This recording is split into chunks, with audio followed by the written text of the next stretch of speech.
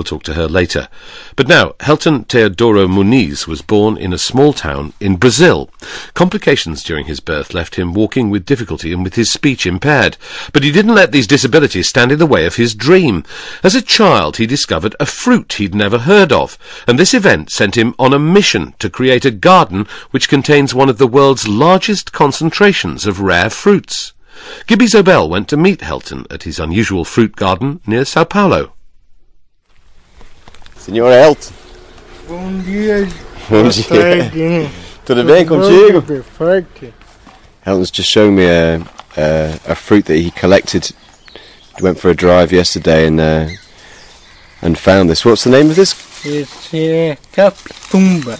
Capitumba. Tem nome científico. Delicia. It's also known as Delicia angustifolia. You have to try it. It's a special thing, tasting a fruit that no one else has ever tasted. This one's very ripe. So Helton's just found this fruit yesterday, 20 kilometres from here. He's planted 61 of them this morning, and he's just handed me an example. It's from the lychee family.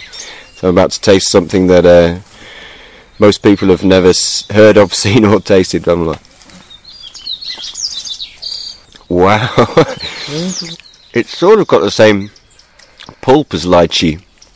It's yellow covered in a very, very hard shell, but it has a lovely aftertaste.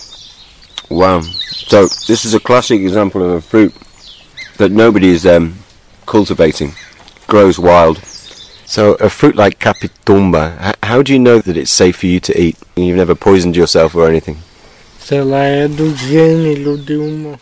if it's from the same family as an edible fruit, then it will also be edible.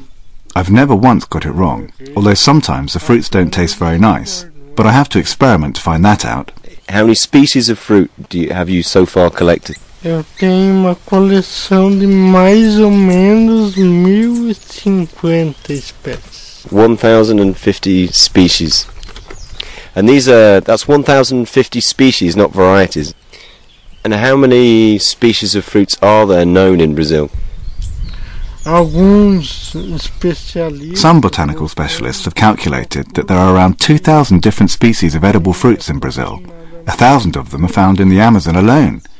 Those are the ones that have been identified, but I've discovered many new species that no one knew about before.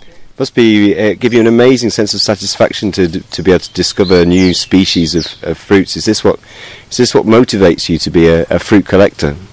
Yes, it's an amazing feeling to discover a new species. The places where the fruits grow are gradually being destroyed, so these fruits native to Brazil are becoming rare, like jewels. When I started this, I was young, just 14 years old. It started just as a hobby for fun, but it was a hobby which I found really enchanting.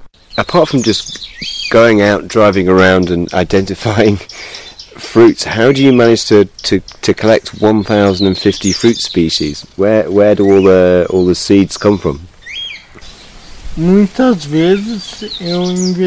Well, often, instead of selling seeds, I swap them. By doing this, I've managed to get fruits from all the different continents of the world, including some very rare ones. For example, one I planted recently is from Nepal. It's called the Cornus capatica, or Nepalese strawberry. Sometimes you must spend years waiting for the trees to fruit, for you to experiment these fruits for the first time. Can you tell me what that feeling is like? That makes me feel very happy. It's like a victory. You can see the shape of the fruit, the smell, the colour, and you can taste something precious. It's like you're experiencing something that very few people ever have. Carmo Lorenzo Gomes describes himself more of a researcher of stories than a local historian. We're sat here under a Paraíba nut tree in the shade of his chacra or little farm. Carmo, can you tell me a little bit about this region?